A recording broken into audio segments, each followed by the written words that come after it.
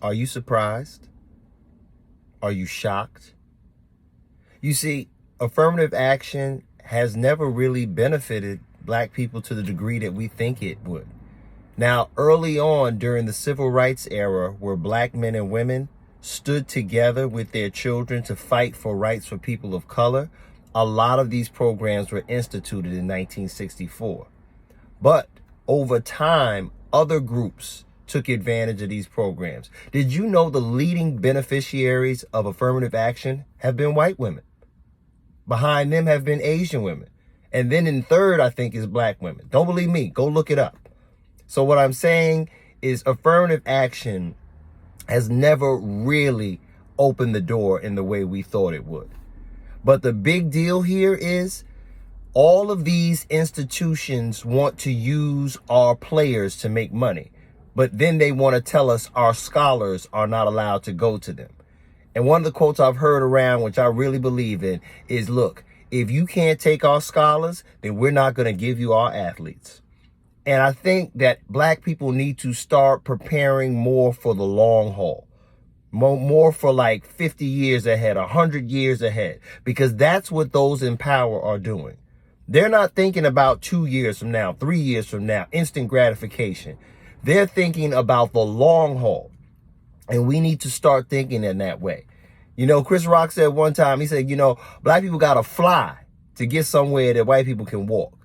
And only the best of the best usually seem to succeed. And when those best succeed, they tend to kick the door and ladder away. Just like this guy, Clarence Thomas.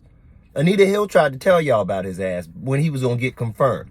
But he don't give a damn about the success of any black people. And the reason he is where he is because of affirmative action. He was allowed to go to Yale because he was picked due to affirmative action.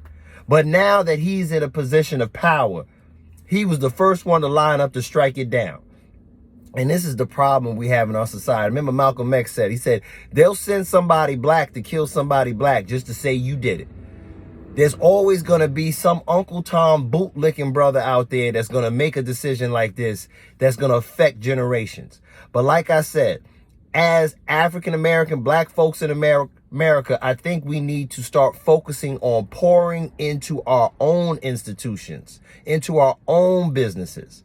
We are the only ones out here trying to get into PWIs left and right. There are historically black colleges and universities which many great athletes have come out of. Many great scientists and lawyers and doctors, and still are. And we need to start saying, look, if we're not wanted there, we don't need to fight to be there. I remember my elders used to say that when integration happened on a large scale, we lost a lot of our financial and business power. There used to be black hotels, black cab companies, black buses, hundreds of buses, all kinds, diners, everything. And the point of integration was not to not have our own. The point of integration was to get the resources so there would be an equal playing field.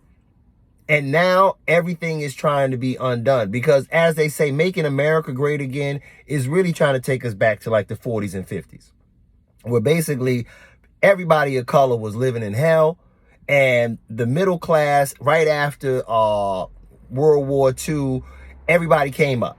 All Caucasian people came up in America. They were getting houses, paying $150 a month mortgage. Everybody's having parties. Everybody can live off of one family income and take their kids to Disney World once a year. The American dream was then for them. And now that the country has become more international, more global, now they're trying to get all of these things and take them back and pull us back. And you got to understand, you can only control what you can control. So my point to y'all would be, start pouring into our own institutions. Family, start thinking of taking your son who has a great basketball game or a great football game to a HBCU. Start having your son or daughter who has great knowledge of STEM program and math and science to a great HBCU. That's how we start. And then we go from there and start being more discriminatory with your dollars. Stop giving your money to all these companies like Louis Vuitton and Gucci and BMW and all. These are other people's dreams that you're fulfilling. And because you don't love yourself, you put these clothes on, you put these cars on as a symbol to try to make you feel like you're wealthy, like you're special, like you're important. But you're making other groups rich. And that's the last thing I'll say. Black people are the only ones in America that spend their dollars indiscriminately, and no one wants to spend them with us. We need to get back to the concept of looking first to spend with one another, whether it be business-wise, whether it be college-wise, or whether it be anything else. There's a term they have in the community, the Jewish community, called fair gone. It basically means, look, even if somebody's selling it cheaper, even if somebody makes it more efficiently, we still gonna buy from you because we're gonna keep the dollar within our community. And there's nothing wrong with that. Every other group has the vision of wanting their people to win, upset ours. And that's because slavery and all this cultural conditioning and having your identity stripped from you has made you look at everybody else and say, I want to be like Gucci. I want to be like the European.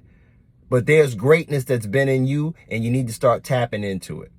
So with that being said, affirmative action, no shock. It's what do we do next as a people? And those are things I think we need to look into. Happy 4th.